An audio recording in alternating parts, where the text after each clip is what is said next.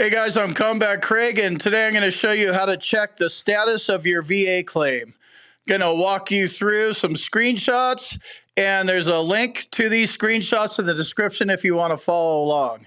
So this works if you're wanting to check the status of your VA claim, or if you filed an appeal, like a higher level review or supplemental claim.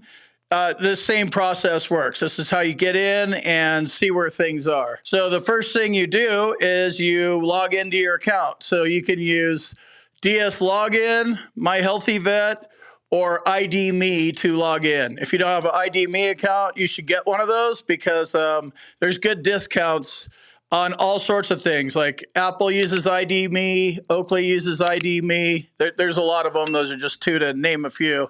And you get, 10% discounts or whatever. So get an ID Me account if you don't have one yet. So anyway, log in with one of those 3 items and click the submit button. Then most likely you're going to have two-way authorization set up on your account now. If it is turned on, you have 2 options. They could text you or call you. I do all my stuff on a cell phone, so they text me the code, and this is what that looks like here. Get the code via text and then put it in and hit the submit button again. And then it may ask you to confirm your phone number. If that's the case, you might want to confirm some details. Confirm the details because you're filing a VA claim. They're wanting to make sure they can get a hold of you. So there's things that you want to make sure you have. You want to make sure your address is updated because they're going to send you to a CNP exam and you don't want them to send the FedEx package to the wrong address. Or when you get your decision letter, you don't want that going to the wrong address. So make sure all your information's updated so communication is good. A lot of people make mistakes, get denied because they have the address wrong or phone number wrong or some information's wrong.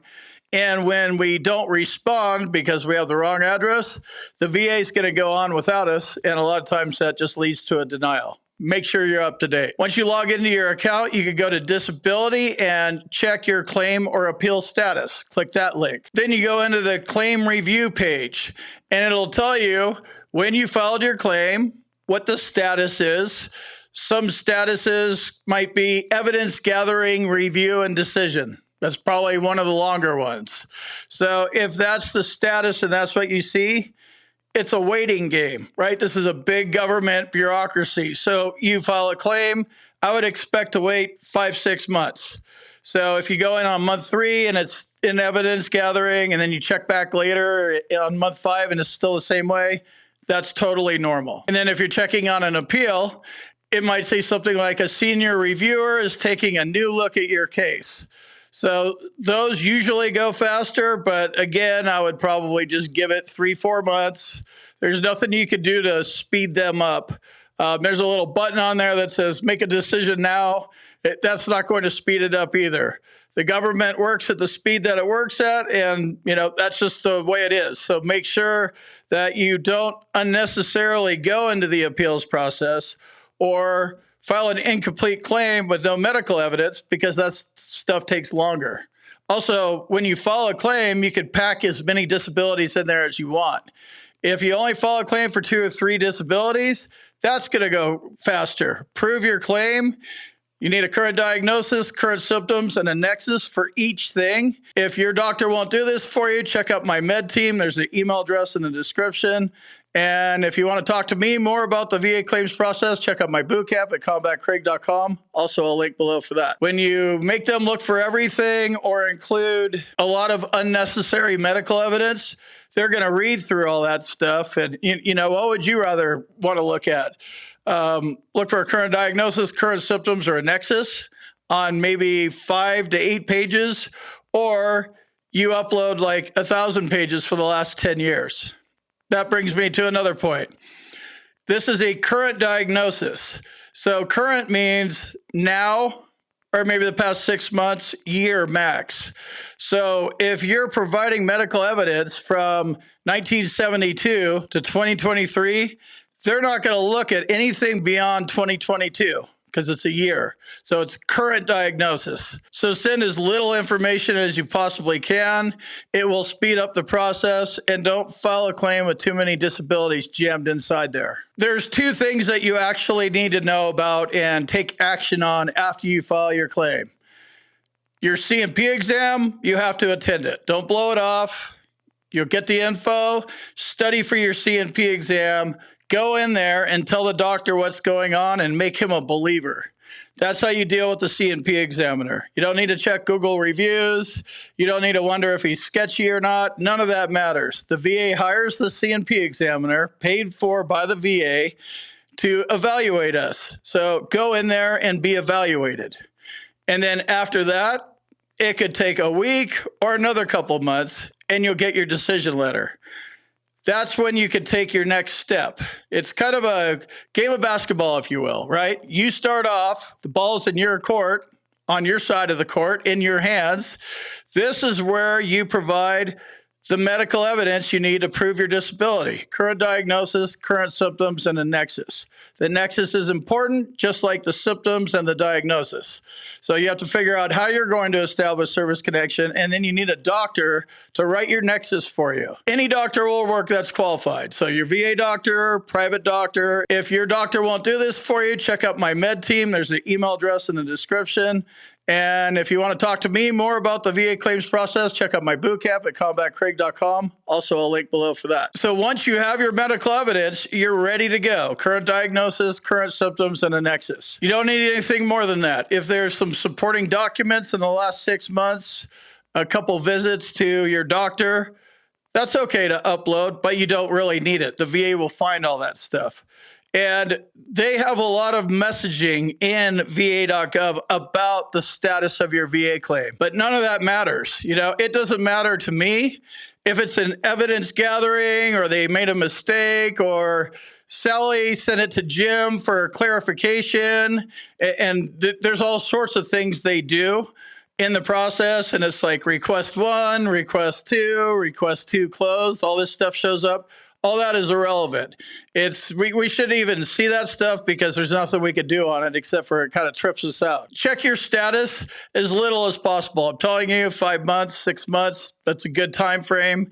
You don't need to check, every day. You're going to do it anyway, but you don't need to. Don't be surprised if it's taking a while. Remember, this is like in a national queue, and there's thousands of veterans, and the PACT Act kicked in, so there's way more claims to adjudicate now, and there's a backlog. So 5-6 months, that's how long it's going to take. At the bottom here, it says, ask for a claim decision. Should I check this box? No, you shouldn't check it because you provided everything you need, and the VA is going to decide what they want to decide when they want to decide it. So by you clicking this button, that doesn't speed anything up. It puts a little note in your file saying, yep, there's nothing else I need to upload. That's basically what you already did, right? You filed your claim with all the evidence. There is nothing else. You submitted a fully developed claim.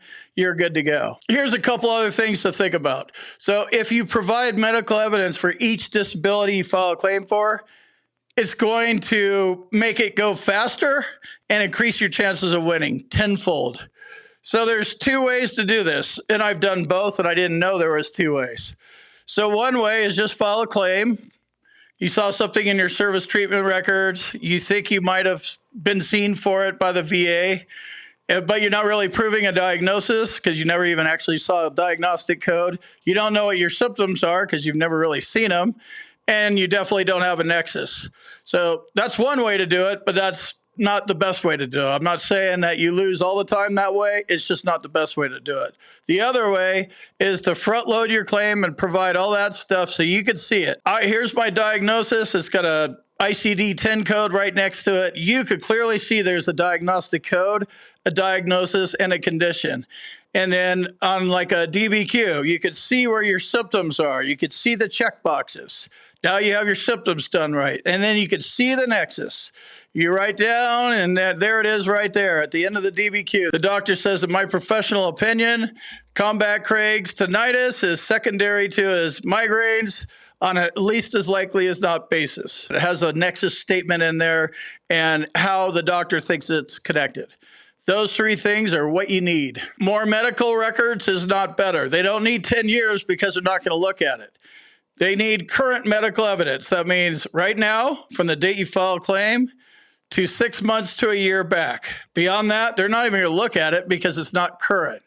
So if you submit all sorts of medical evidence for the past 10, 15, 35 years, whatever it is you've been dealing with this, you're literally bogging them down with info and telling them to spend an extra, 40 hours wading through all your stuff that they don't even need to look at. The most important thing is, you could file a claim and you could jam as many disabilities as you want to file in there.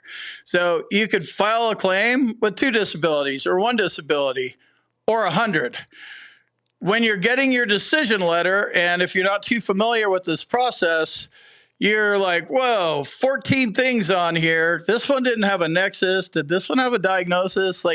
It's so much to keep track of. You have to sell 14 different stories. If you get bad decision, you have to go wading through pages and pages of stuff. Keep it simple. File a claim for 2 or 3 things. You understand, I got depression, I got migraines, I got tinnitus. You go in, you study for your exam, you nail your exam. If you don't like the decision, it's easy to figure out how you can appeal, and then you move on. If you have more claims to file, more disabilities, then do it again afterwards. File another claim, when the first one's adjudicated, and then add 3 more things. It's easier to chop it up in chunks like this. So if you want to learn more about the VA claims process, check out my bootcamp at combatcraig.com. And if you need medical evidence, send an email to my med team. Links for both are in the description, and I'll see you in the next video.